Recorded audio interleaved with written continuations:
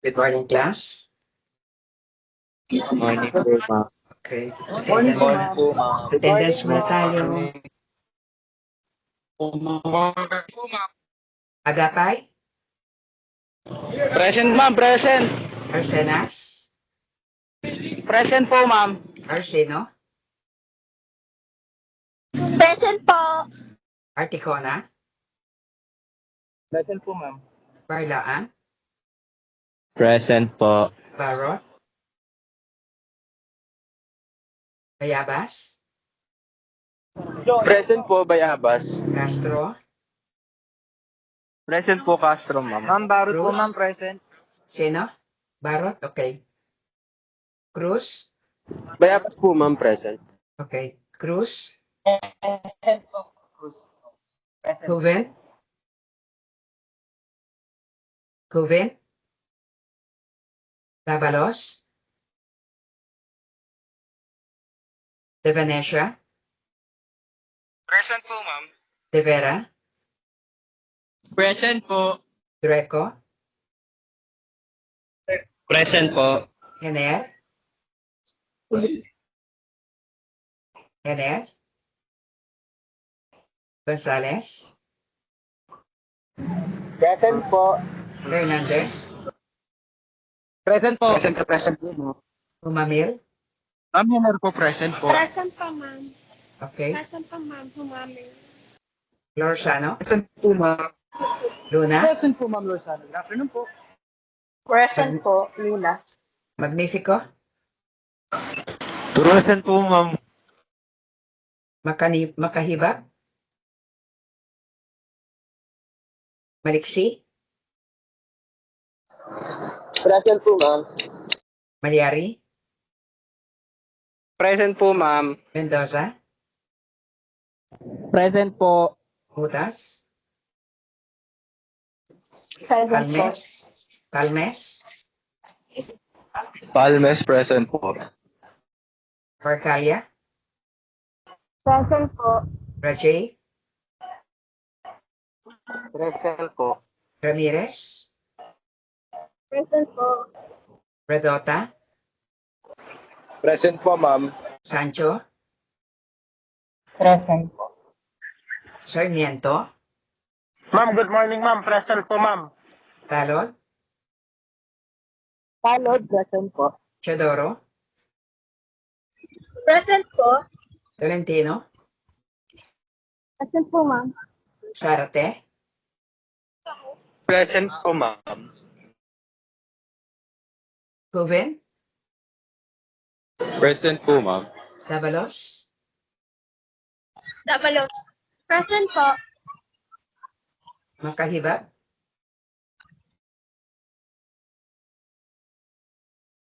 okay.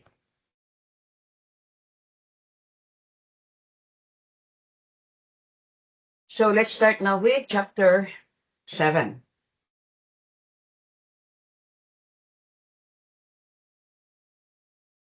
So chapter 7 is about the ethical dimension and social dimensions of science and technology. Regarding its overview, this chapter usually gives us an overview of the ethical and social dimensions of science. So we begin by discussing the human rights involving science and technology, as well as the code of ethics that guides scientists and engineers. Next, we will identify the criteria and tools used for ethical decision making. Lastly, we will give example of a contemporary social issues, the rise of advanced robotics. So actually, this chapter contains 3 topics. First would be the ethical dimension of science and technology. Second, social dimensions of science and technology. Lastly, the robotics. Regarding its specific objectives, we'll be listing down the human rights involving science and technology. Give examples of code of ethics that usually guide scientists. Summarize the NAS ethical principle and guidelines for Filipino scientists. Apply the ethical matrix to a specific example of technology. And then to argue on the benefits and harms of robotics from the ethical view.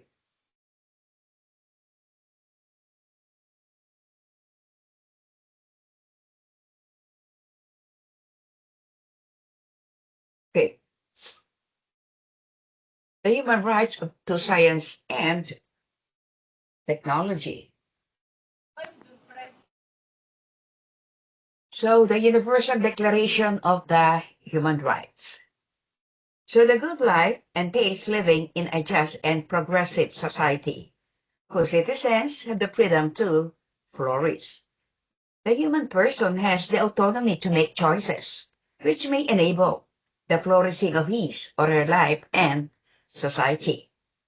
So on October 24, 1945, in the aftermath of World War II, the United Nations came into being as an intergovernmental organization with the purpose of saving future generations from devastation of international conflict.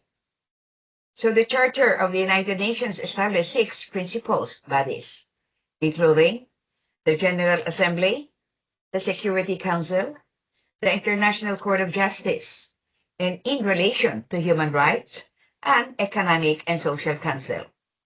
The UN Charter empowered the ECOSOC to establish commission in economic and social field and for promotion of the human rights.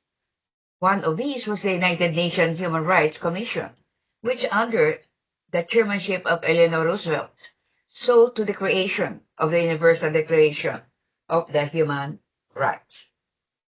And by 1948, the United Nations new Human Rights Commission has captured the world attention. So under the dynamic chairmanship of Eleanor Roosevelt, President Franklin Roosevelt, the widow, a human rights champion in her own, and the United States delegate to the United Nations. The Commission usually set up to draft the document that became the Universal Declaration of the Human Rights. And therefore, as a global standard of fundamental human rights for universal recognition and protection, the UDHR is a milestone document in the history of human rights, drafted by the representative with different legal and cultural background from all regions of the world, and set out the first time the fundamental human right to be universally protected. So it is translated into hundreds of languages and dialects, from Abkhaz to Zulu, and set a world record for being the most translated document in the world in 1999. And so their goal is to share this with the entire world. And anyone is being welcome to contribute a new translation that is not already in the collection. It replicates the fundamental human rights in 30 articles. And these are the freedom everyone is entitled to and guaranteed by the virtue of the human right. Thus, the first article states the essential principle of the human right, a just, free, and rational society. So everyone is born free and equal in dignity and right and common experience. However, does not always manifest such truth.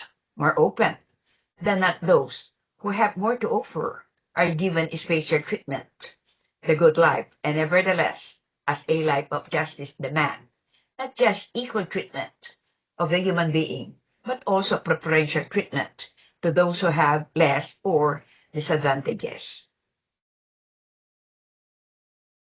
So in the Universal Declaration of Human Rights, this is an important document in the history of human rights. It was adopted and proclaimed by the United Nations General Assembly in Paris and on December 10, 1948. Motivated by the events during the World War II, the UDHR lays out the fundamental human rights. Universal Declaration contains a preamble and 30 articles. The preamble states that the recognition of the inherent dignity and of the equal and inalienable right of all members of the human family is the foundation of freedom, justice, and peace in the world. So the first 5 articles outline the basic individual rights. First, Article 1 is right to equality. All human beings are born free and equal in dignity and rights. They are endowed with reason and conscience and should act towards one another in the spirit of brotherhood. Article 2, freedom from discrimination. Everyone is entitled to all the rights and freedoms set forth in this declaration, without distinction of any kind, such as race, color, sex, religion, language, political, or other opinion, national or social origin, property, birth, or other status. Furthermore, no distinction shall be made on the basis of the political, jurisdictional, or international status of the country or territory to which a person belongs, whether it be independent, trust, non-self-governing, or under any other limitation of sovereignty. Article 3, the right to life, liberty, and personal security.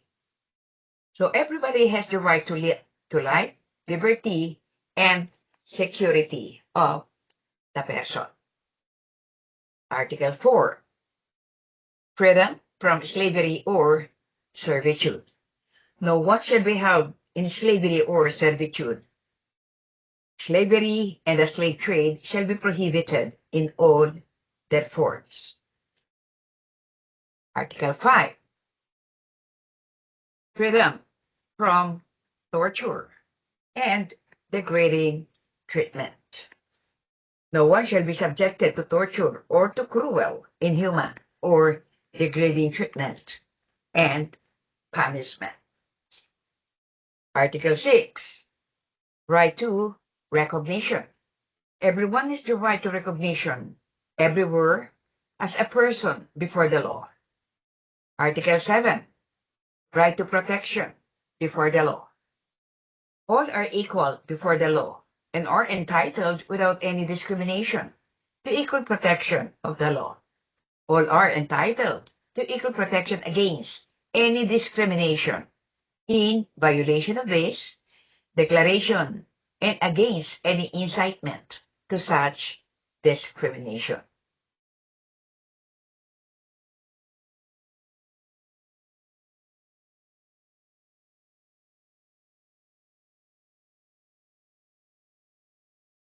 Therefore, the UDHR begins, whereas recognition of the inherent dignity and of equal and inalienable right of all members of the human family is the foundation of freedom, justice, and peace in the world. As simplified, everyone has absolute moral worth by virtue of human being. Human dignity is an ultimate core value of our existence. So science and technology are a vital part of the human right.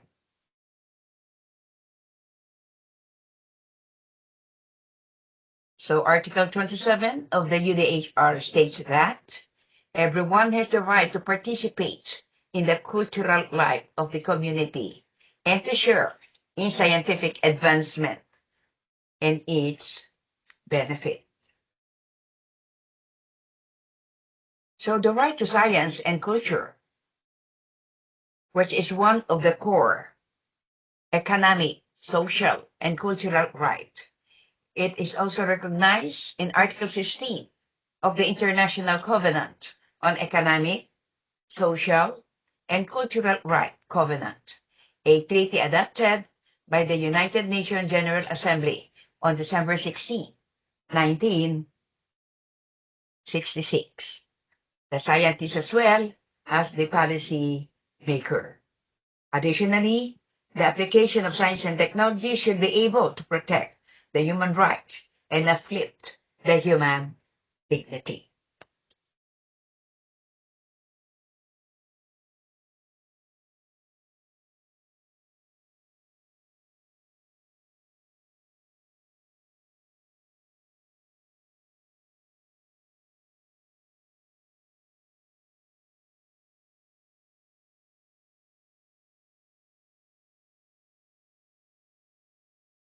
Comes now the ethical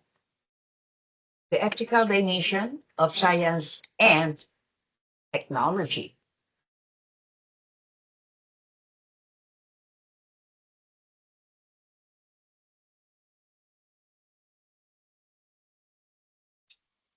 In 1945, towards the end of World War II,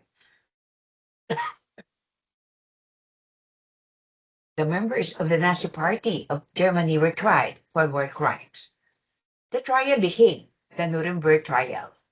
One such trial prosecuted positions involved in unethical human experimentation. So no human subject should be forced to participate in experiment that will yield harm or injury. The Nuremberg Code is a landmark document in clinical research ethics.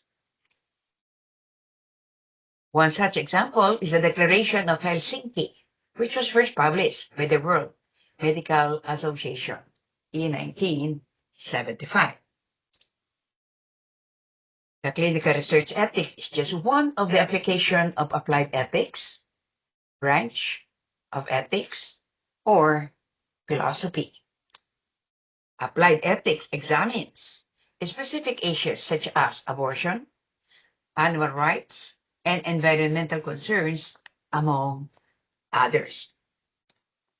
So in the ethical dimension of science and technology, the Nuremberg trial is a trial of physicians who were members of the Nazi Party and involved in the unethical experimentation of the human right. And this Nuremberg Code contained 10 points, which focus on the way of ethical medical experimentation. This was drafted after the Nuremberg trial was being done. And then, we already have stated that the applied ethics is a branch of ethics or moral philosophy. It examines specific issues such as abortion, animal rights, and environmental concerns.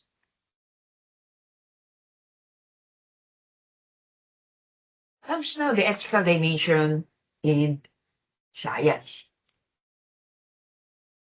So in order to make ethical decisions, scientists follow a framework, techniques that attempt to consider the issues, options, and arguments.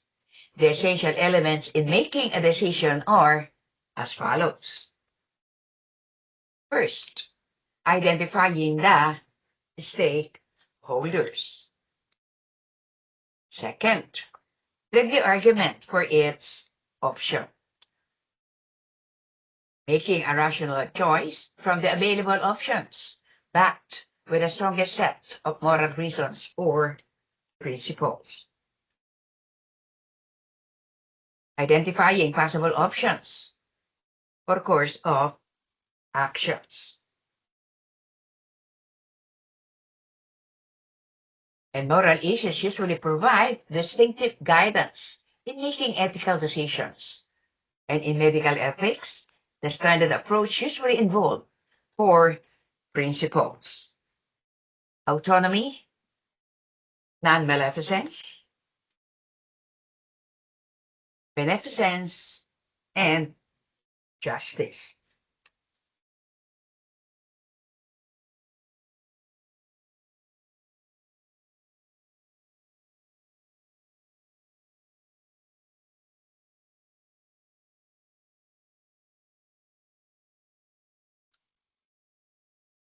So the other principles usually include equality, duty, obligation, responsibility, and various kinds of rights, self-interest, efficiency, and economy.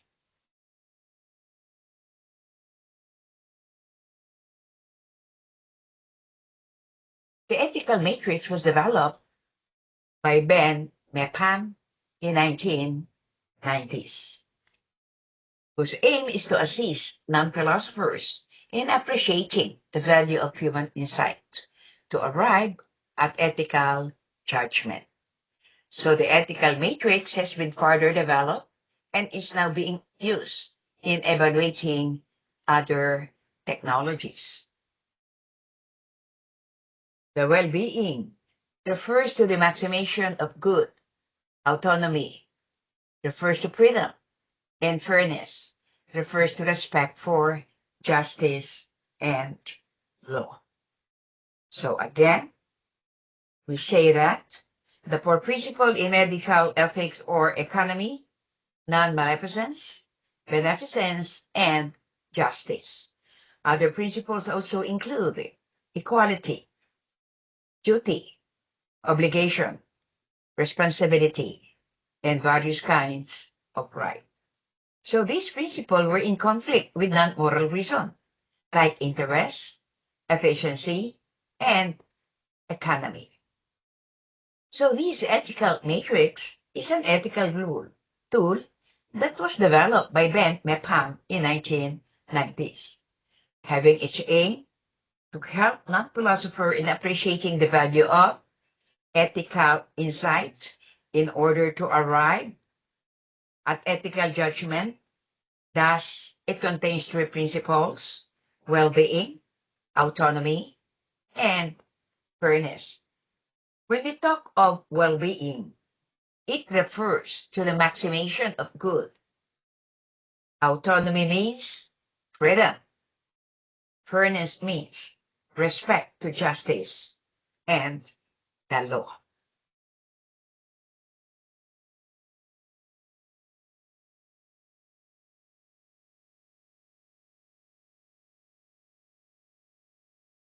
So on the table is an example of ethical matrix. That is, you see evaluation of ethical use for the growth hormones in cattle.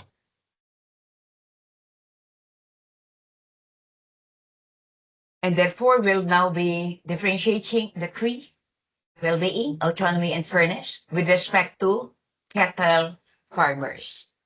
For the well-being, the use of hormones provide satisfactory income and working conditions. In autonomy, the cattle farmer should have the choice of using hormones on cattle. Fairness, there should be equal access to the use of hormones. Regarding with respect to consumers, for the well-being, products derived from hormone-fed cattle should be safe for human consumption. For autonomy, the consumer should be aware of the use of hormones in the cattle. With regards to fairness, the products derived from hormones-fed cattle should be affordable and available. With respect to cattle itself, for the well-being, the hormone should not be harmful to cattle health. Autonomy, the cattle should not be subjected to behavioral restrictions. And for fairness, the use of hormones should also benefit the cattle. With regards to other animals and plant life, for well-being, other animals and plant life are not exposed to hormones. Regarding autonomy, the use of hormones should not affect biodiversity. And regarding fairness, the production and use of hormones should be ecologically sustainable.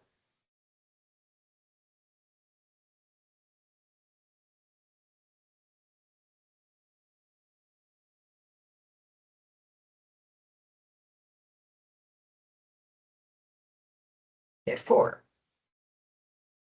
the code of ethics usually exists in order to guide scientists and engineers to perform their work in an ethical manner.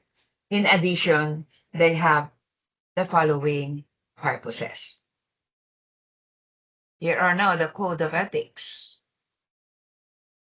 Their purposes would be to establish standards of conduct in cases not dictated by the common sense. It must provide a framework for resolving conflict. Formulate rules to govern a practice or discipline. Manage the expectation of the public in a practice of discipline. The Code of Ethics. They are authoritative reminder of the rules and duties that scientists and engineers must abide to.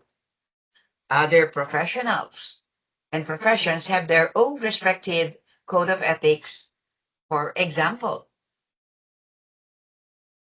the Hippocratic Oath is an old code used by medical practitioners. The National Academy of Science and Technology, or the NAS, published the Ethical Principles and Guidelines for Filipino Scientists in 2009.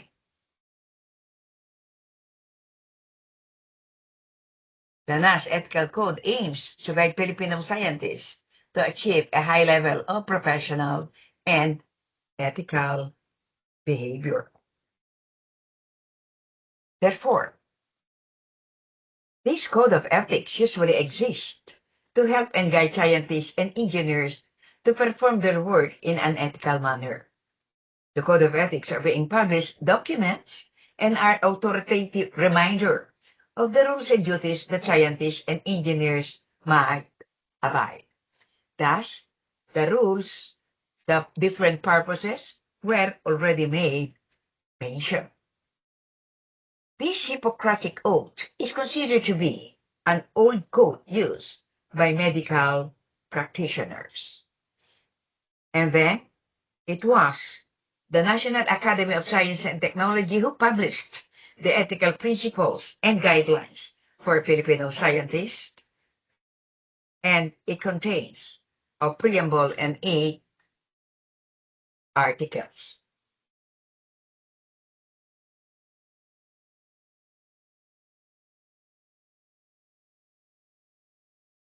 The code are summarized below, having this preamble. Scientific research as a public trust, since the general public does not have the means of verifying the result of the work of scientists, the burden of making sure that their work is correct lies in the scientists themselves. Here are now the general principles. Ethical scientific practices. So all Filipino scientists should abide by the ethical principles contained within this document. In addition, they should be able to criticize and readily wrongful behavior by their colleagues. Ethical use of science in the Philippine society. Filipino scientists should use scientific knowledge for the development of the nation. Conflict of interest. All Filipino scientists should avoid making biased judgment and statement that may favor self-interest. Intellectual honesty. All Filipino should acknowledge the work of other scientists when using their findings for their own research. Weighing the benefits. Weighing the benefits of science vis-a-vis potential harm. All Filipino scientists should strive to minimize the potential harm of science and society in the environment. Commitment to professional development as scientists. So all Filipino scientists should improve and be competent by undertaking further studies and being open to constructive criticism.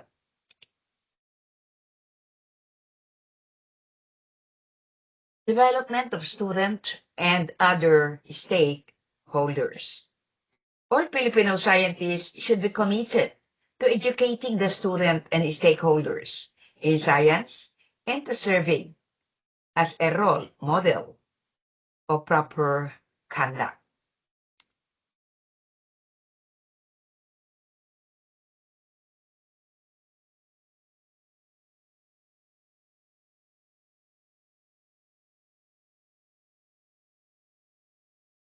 Advocacy for scientific approaches. All Filipino scientists should protect the freedom of scientific thought and expression and should avoid being influenced by ideology, religion, and political views in conducting their report. Another example of code of ethics is the NSPE. That is the Code of Ethics for Engineers by the National Society of Professional Engineers of the United States of America. Also, the Code of Ethics for Chemistry Practitioners of the Philippines. It is stated that chemistry professionals have an obligation to the society.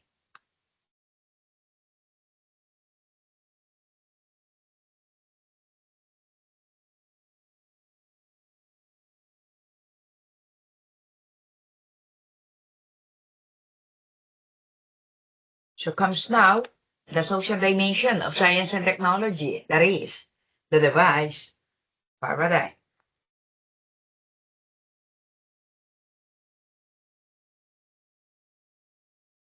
Therefore,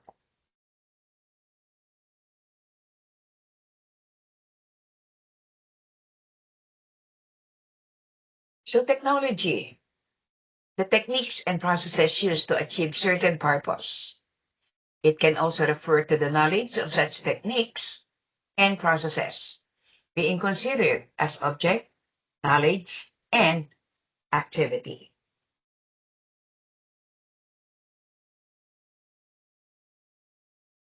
So in 1984, Albert Borgman offered a new way of thinking about technology.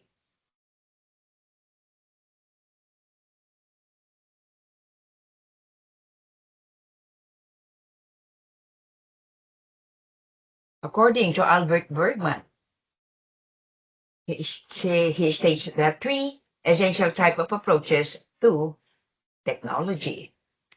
First is the substantive view. Substantive view considers technology as a force of its own, capable of shaping society without the intervention of other forces. Next we have instrumentalist view. Considers society technology as a mere instrument to achieve social values that are independent of technology themselves. And the pluralist view considers a dynamic interaction between technology and social values as a complex web.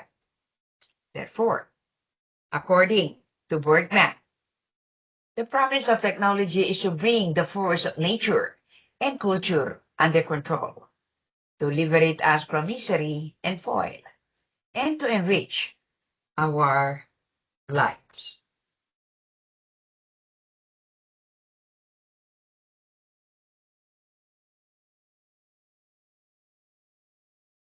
So the device paradigm are distinguished from devices.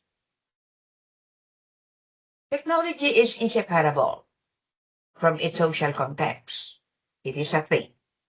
And when people interact with things, In addition to the purpose of the given technology, there is personal and social judgment.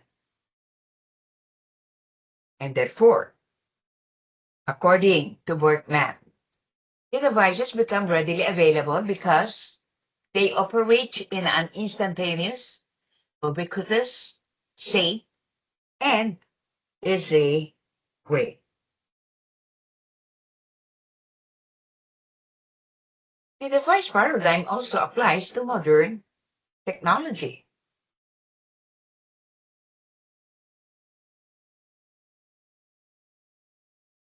A television can serve to gather family and friends together, encouraging healthy social interactions.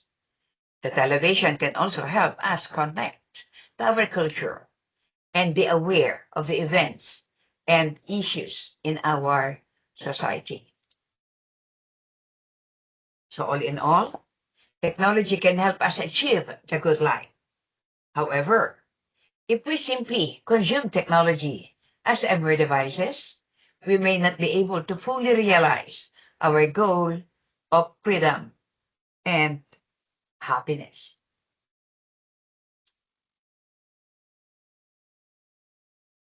Thus, we have already mentioned that, according to Workman, things are distinguished from devices. When technology is inseparable by the social context, then it is a thing. If the social context is being removed, technology is a device.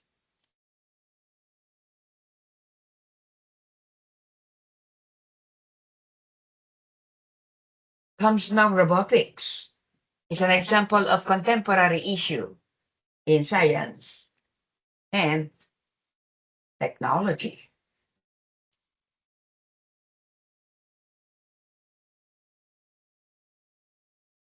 In Ray Kurzweil's work, the singularity is near. When human transcend human biology, Kurzweil identifies technologies capable of driving the society to singularity. The point wherein the intelligence of machine converges with that of the human Kurzweil. And therefore,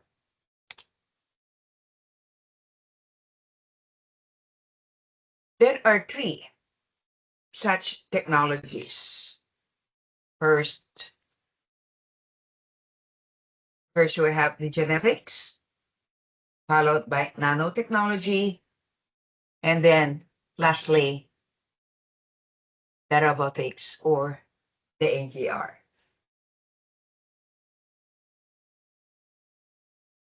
Going now to the background of the robotics.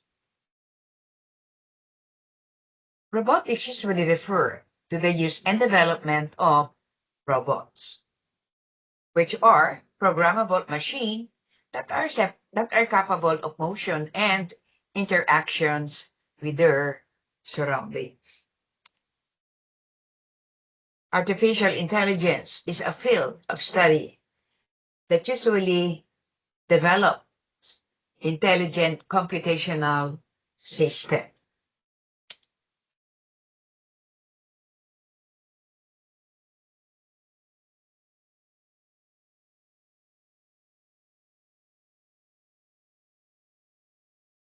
So Karel Capek plays Razum, Universal Robots, depicted the creation and machines that serve as humanoid slaves.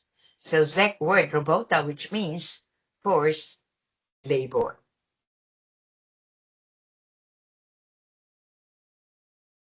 So the International Federation of Robotic classified robots as either service robot or industrial robots.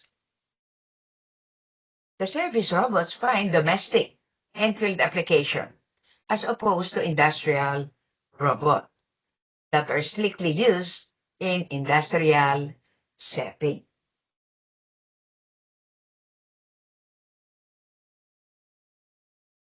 So the first programmable robot to be employed in a factory was the Unimate, that was developed by George Devol in 1954.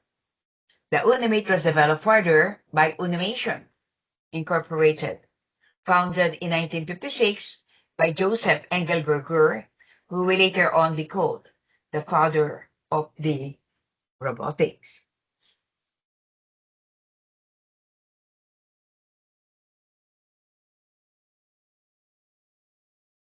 So again, when we say service robot, these are fine domestic and field application as opposed, perform useful tasks for human or equipment, excluding industrial automation application.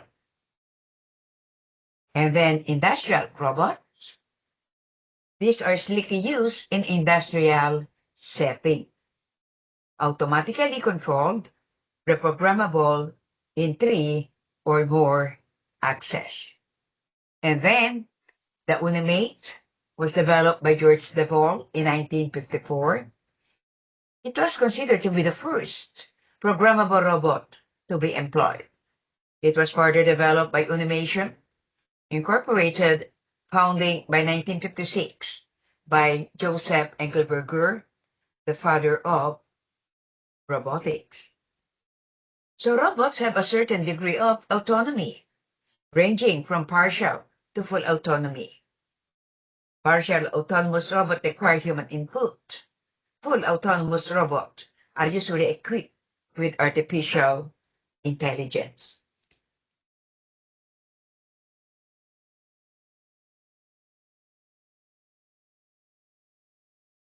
So comes now the robo-ethics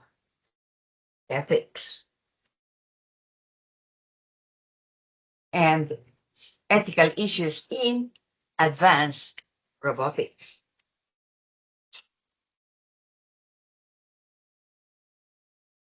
Okay.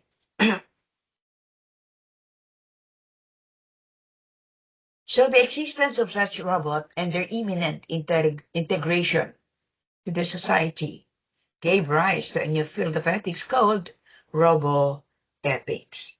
The term robo-ethics was coined by the robot scientist Gianmarco Verugio. So again, robo-ethics was coined by robot scientist Gianmarco Verugio. It is the ethics of robotics, where robot and bot technologies were both treated entities. And the 3 laws of robotics was developed by Isaac Asimov. And the said laws are the following. First, a robot may not injure a human being or through inaction allows a human being to come to harm. A robot must obey orders given it the human being, except when such order would conflict with the first law.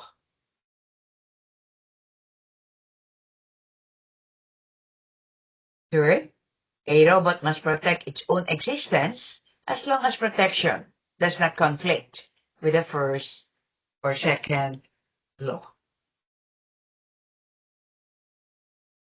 Asimov would rather or later add the 7th law of robotics, which states that a robot should not bring harm to humanity through action or inaction.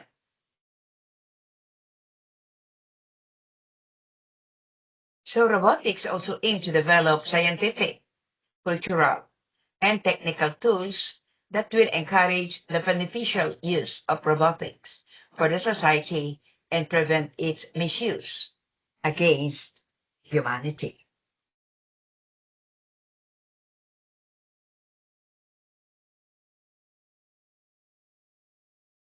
Therefore,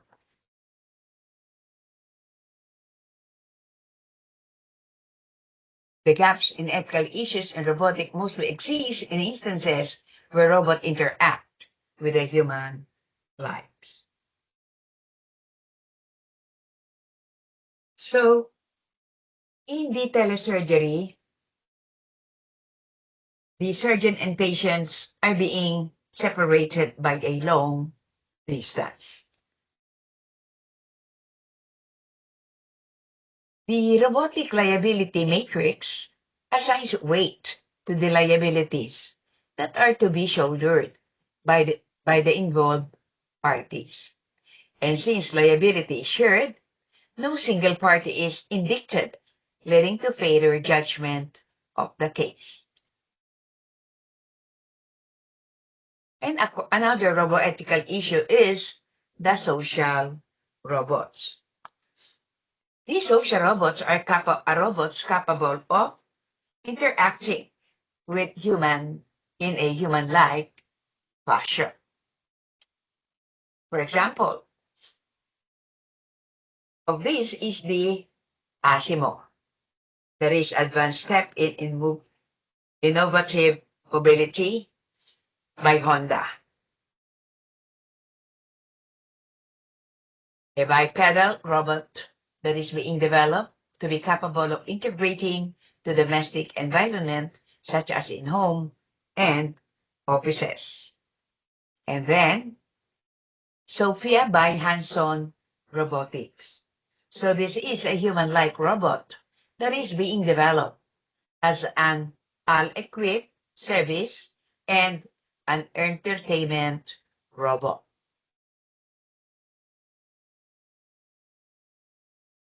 So Sophia, particularly controversial because during the 2017 Future Investment Summit in Saudi Arabia, Sophia was granted citizenship, the first robot to be given such.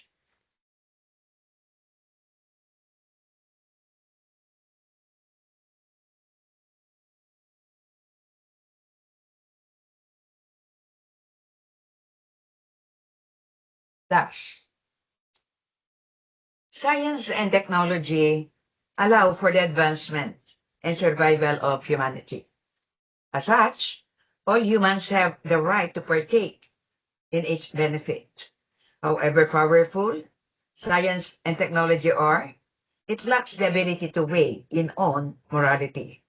Such is the nature of ethical dimension of science. It is also closely intertwined with the science and social dimension. As our knowledge about the natural and physical world continue to expand, the complexity of ethical and social issues involving science and technology increases. And in addition, at the end, it is up to us, the human, to control our conduct and direct our intentions. Because science and technology may be limitless, but the correct course of action is quite limited. So the advance of technology is based on making it fit in so that you don't really even notice it. So it's part of everyday life. As mentioned by Bill Gates, co-founder of the microscope.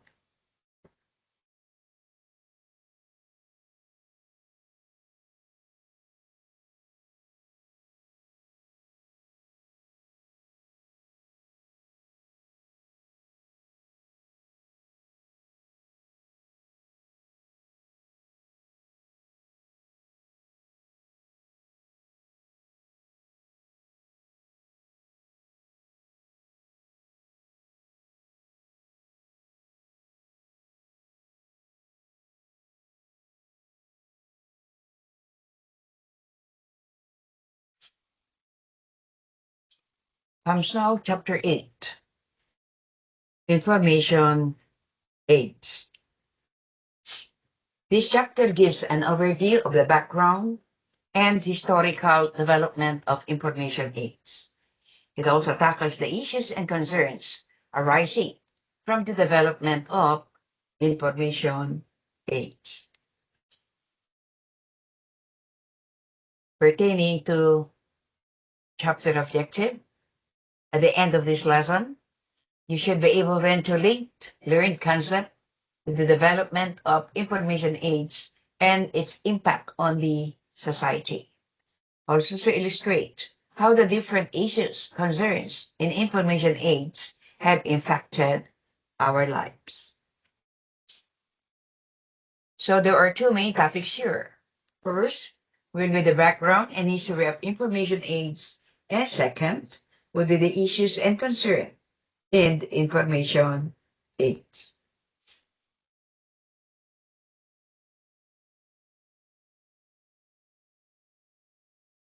So outline of this chapter would be background and history of information age. For its background, we'll be giving a definition, origin, benefits. For its history, the information revolution, the digital era that comprises the World Wide Web and the Internet, the pre-digital era, the first telegraph, first telephone, first radio, first computer. Under the first telephone, we have the mobile phone and the smart home. And then, for the printed-based era, the printing press.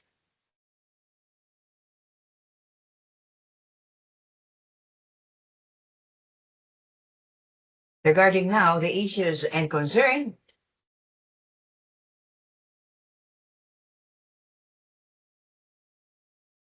for our issues and concerns, we have the health concern, the social media, the cybercrime, the data privacy, and the fake news.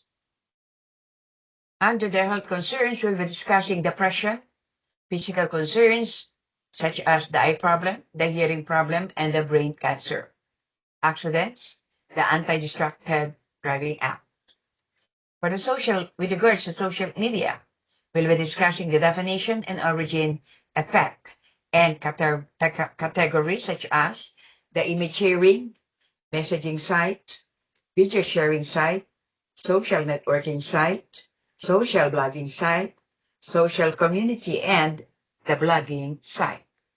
For the data privacy, definition, and then the Data Privacy Act. And then lastly would be the fake news. Under this, we will be discussing the definition, types, effects, and how to identify the fake news.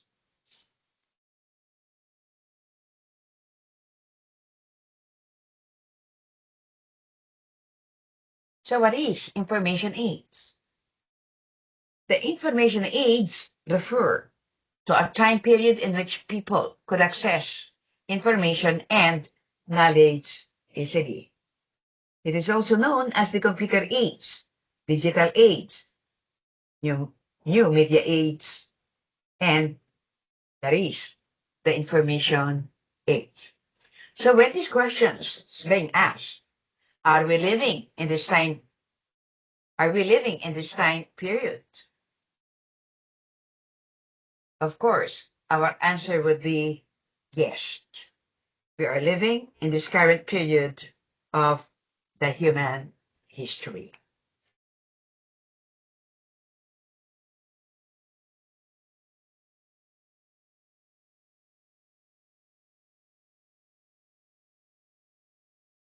We now proceed to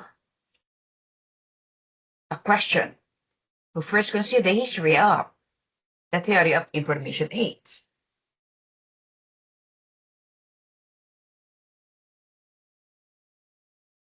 So the theory of information age was first conceived by James Messenger in 1985. He is an American telephone and telegraph employee who published a book entitled The Death of the American Telephone and Telegraph Company. So it was James Messenger who introduces a true new age based upon the power of ideas.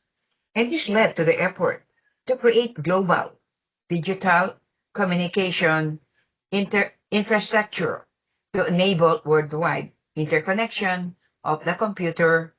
Hence, he is now called and considered as the father of information age.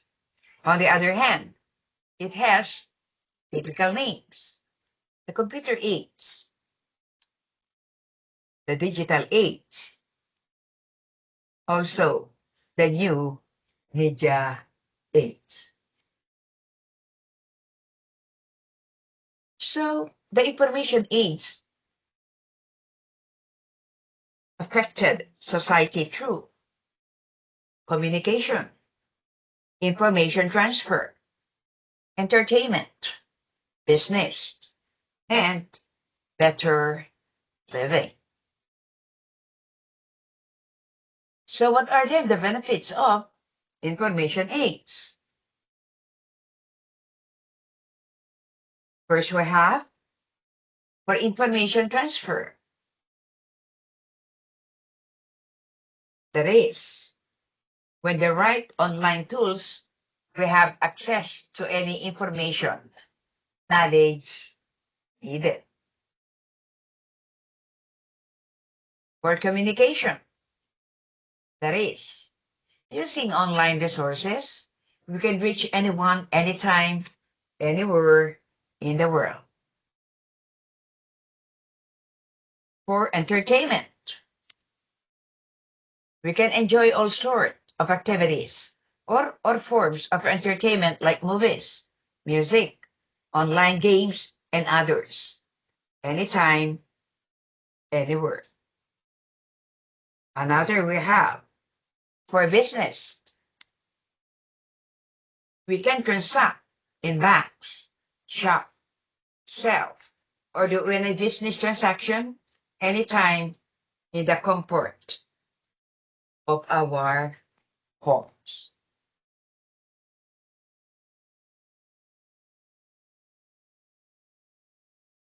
Next we have for better living.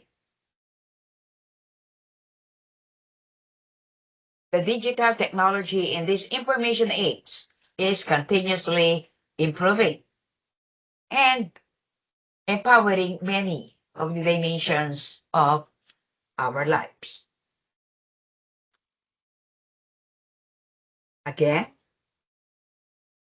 the benefits of information age are for information transfer, for communication, for entertainment, for business, and for better living.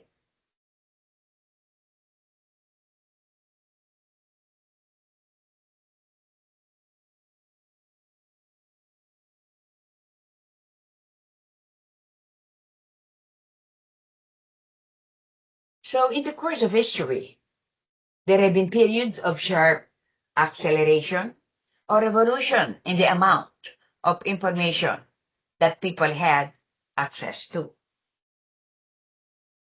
We call them as information revolution.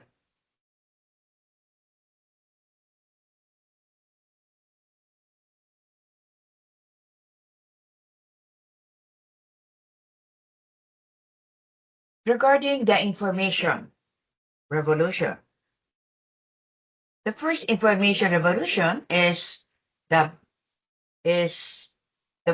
printed base era. It is considered as the Gutenberg era, when man disseminates information and become possible, but it was considered to be very costly, hence was institutionalized. The second information revolution is the pre-digital era. So this is information revolution wherein computers were introduced. And the third information revolution is the digital era. So along with the World Wide Web, which allow massive technological advancement to take place.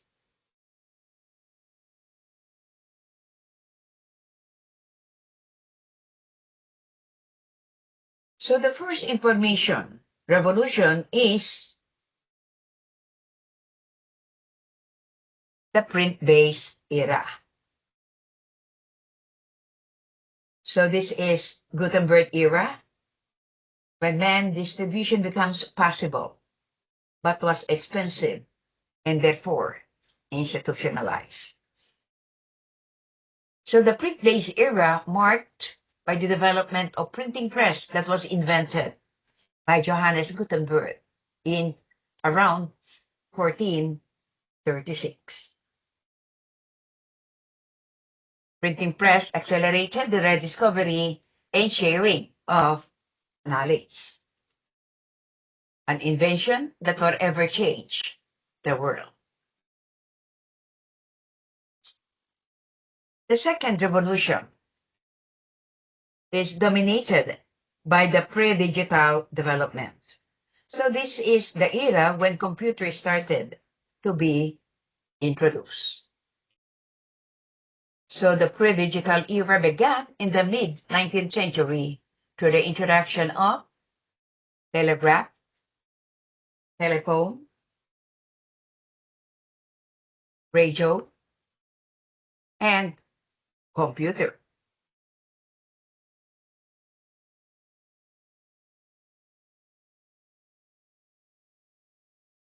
So the first telegraph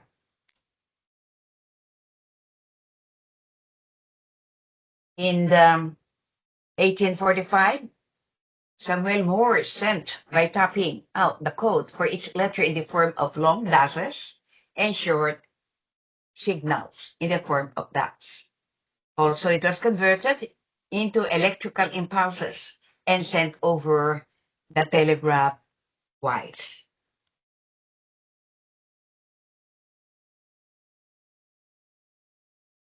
The first radio was a wireless telegraph,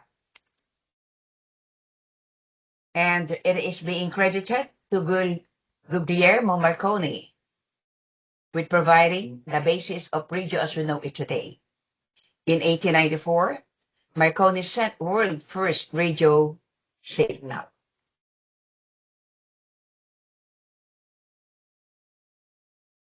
Comes now the first telephone. So in 1876, Alexander Graham Bell built the success and technology of the telegraph. It was also the first to enable transmission of more than one message along the same wire at one time.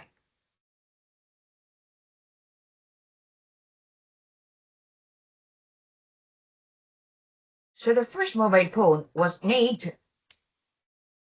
on April 3, 1973, when Martin Cooper, a senior engineer of Motorola, called the rival telecommunication company and informed them he was speaking via a mobile phone.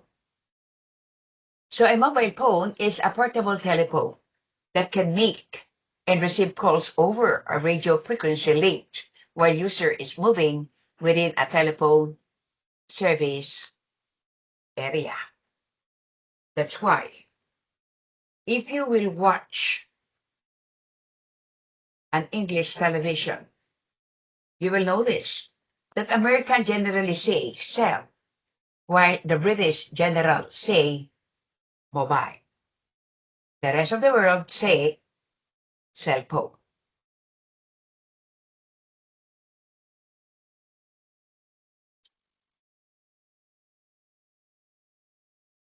Then we have the first commercial mobile phone. There is the Motorola Dynatax 8000.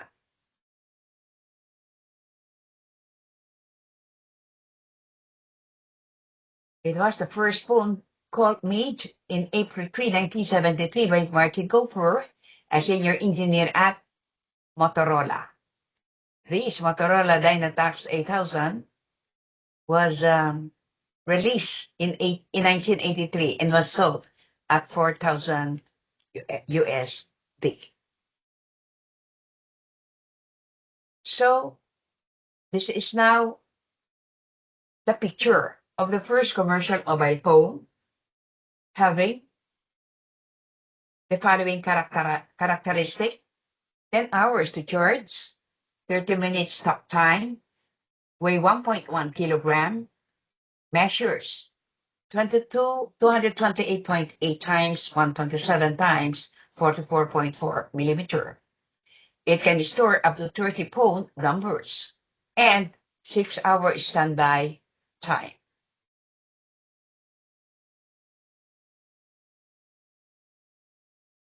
Then we have the first commercial smartphone.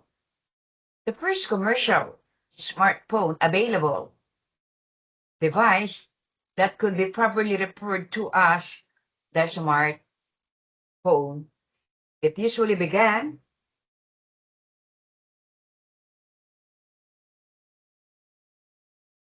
that for the first smartphone prototype was called Angler.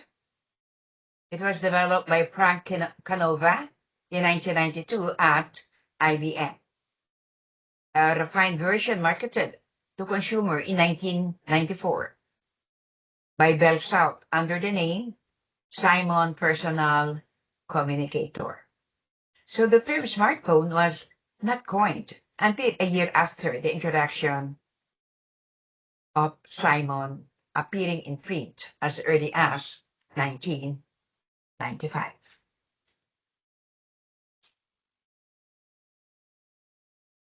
So looking at this picture, you'll notice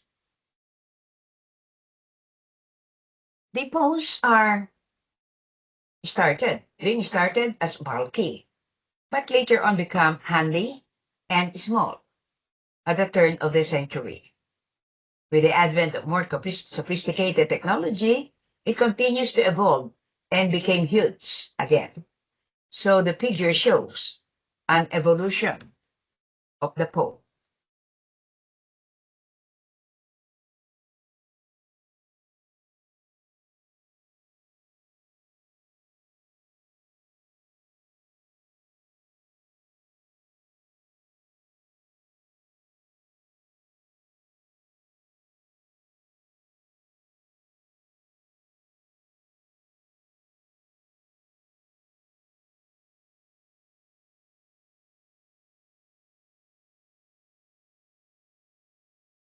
Another invention was the computer.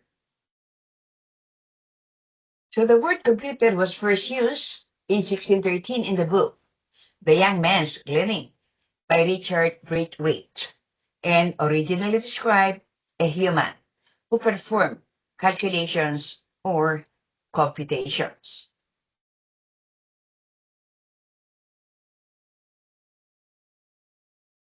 So these definitions remained the same until the end of the 19th century, when the Industrial Revolution gave rise to machines whose primary purpose was calculating.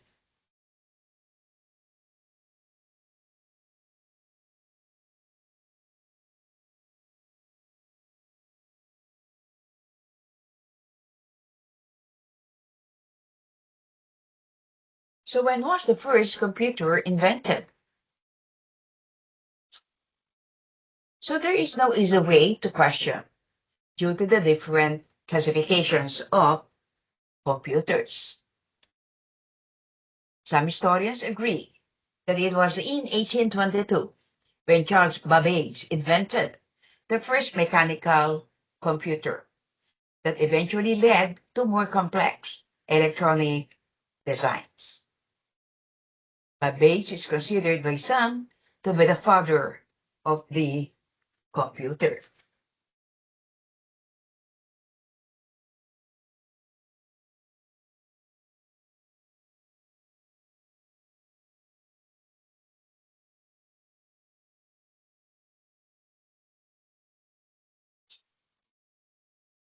So let us now explore some of the first computers of their kind.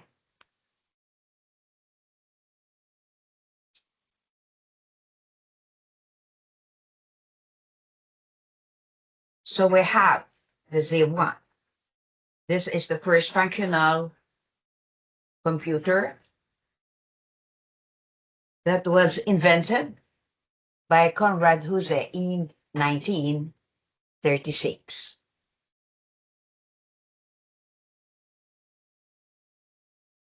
Next, we have the first commercial digital computer, the Z4. It was invented by Konrad Zuse in 1942. Credited is being given to the inventor of modern computer, none other than Konrad Zuse.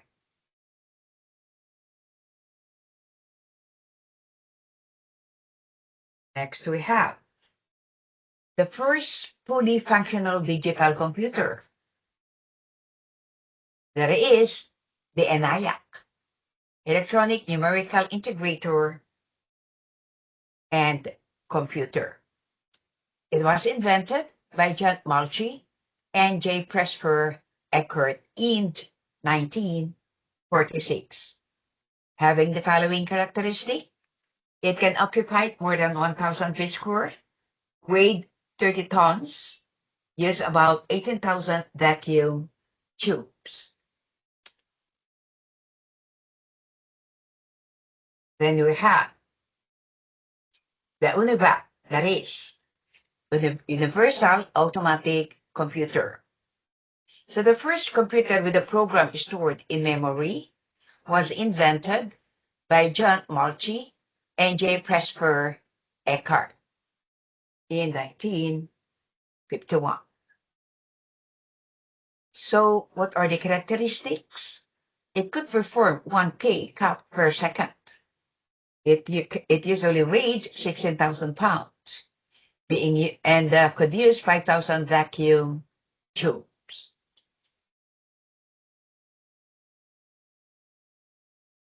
Another we have the Olivetti Programma 101. So that is the first desktop computer. The Olivetti Programma 101 was invented by Pier Giorgio Perotto in 1964.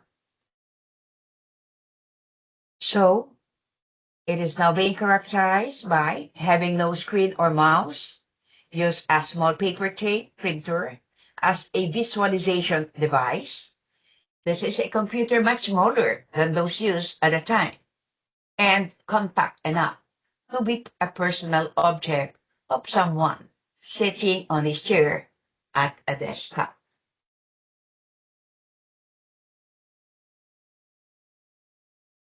And then we have the first personal computer.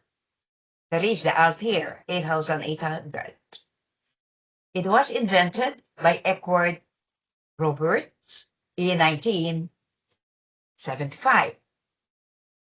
Characterized by having no screen or mouse, instructions were relayed to it by punch tape transcript.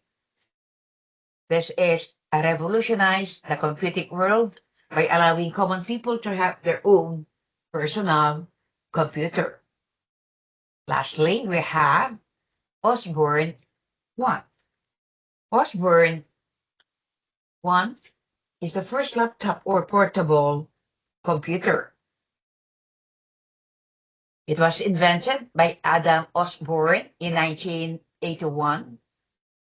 It is the first widely accepted portable computer that included a monitor, disk drives, and other components, characterized by having 64 KB memory, 5-inch display with a floppy drive, and a keyboard.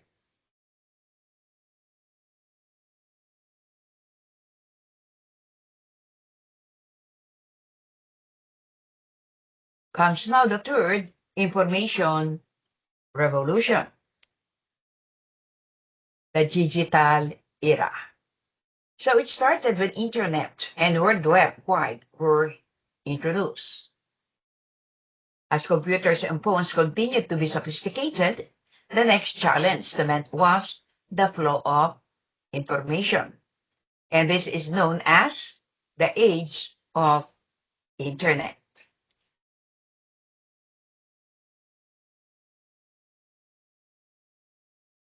Comes now the internet. The precursor of the internet was first developed by the U.S. Department of Defense in 1969, and it is known as ARPANET. That is, Advanced Research Project Agency Network. So the network that ultimately evolved into what we now know as the internet.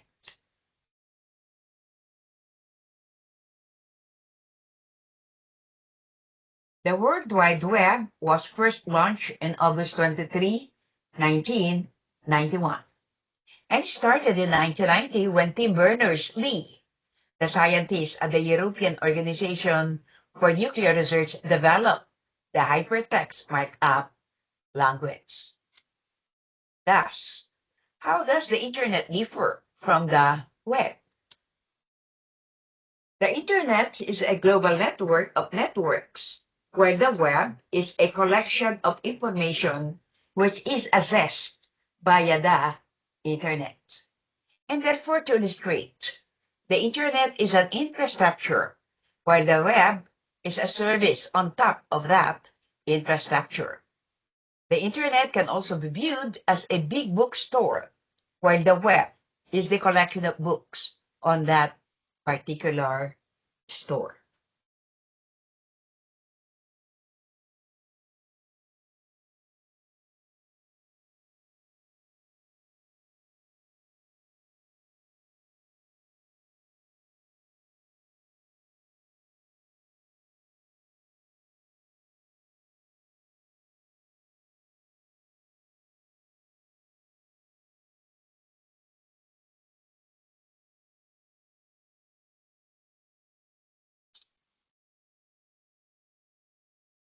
So how extensive is the use of the internet?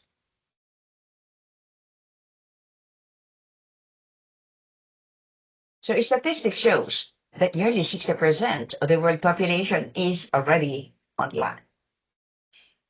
In the 2019 survey of We Are Social reported that in the Philippines, the time spent online daily increased from 9.48 hours in 2018 to 10.03 hours in 2019. So for the 4 straight years, from 2016 to 2019, the Philippines topped the worldwide social media users.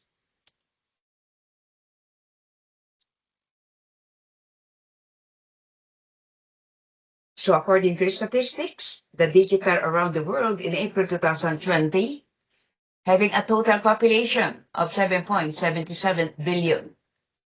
In the urbanization, it consumed 55%. Under the unique mobile phone users, it is 5.16 billion, having a penetration of 66%. For the internet users, thus producing 4.57 billion, having a penetration of 59%. And then, for active social media users, consume 3.81 billion, having a penetration of 49%.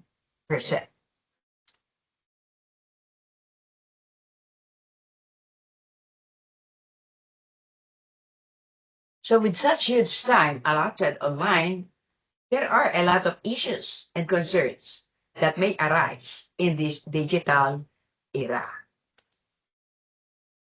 So what are some of the issues that we face in this digital era? We have health concerns, social media, cybercrime, data privacy, fake news, and others. So we will start from here next meeting. So class, Thursday ay face-to-face tayo. So papakita ko yung mga grades ninyo at tuloy isasoli yung mga activities na sinabit ninyo. Tapos, you bring your modules with you. No? Dali nyo na. Pero, tanggalin nyo na. No? I-detach na ninyo from chapters 1 hanggang chapters 5. 1 to 5, i-detach na ninyo yung mga chapter test. I-stapler na rin ninyo. Walang pangalan, walang sagot. So that will be your assignment for our face-to-face class on Thursday. Any question? May question ba kayo? Okay lang?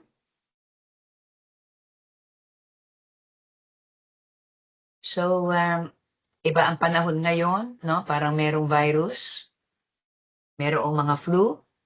So, you have to take care. Ingat kayo. Take care always with you.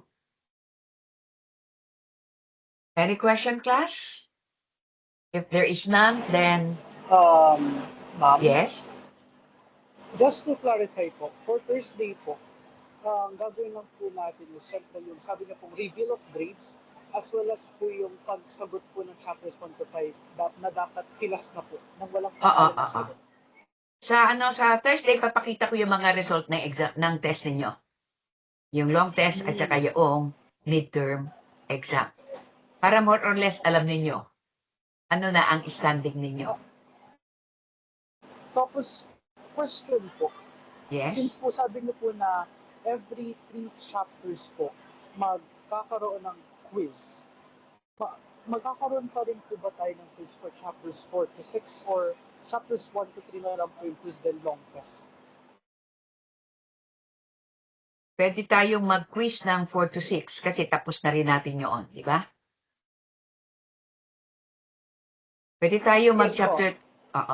Chapter test tayo. Para makadagdag.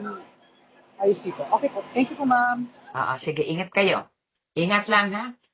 Take care. Ma'am, tanong Yes? po. Ano? Tuloy po ba talaga yung sa fashion show po?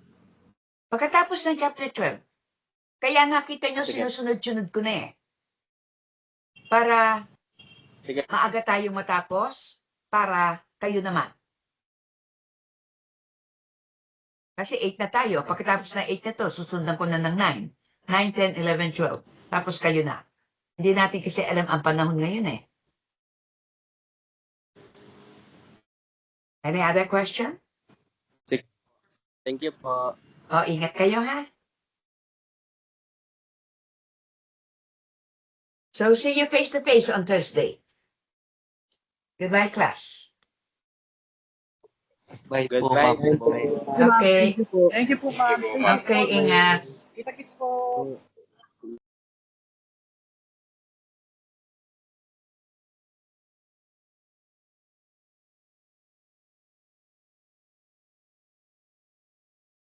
Ma'am, Yes?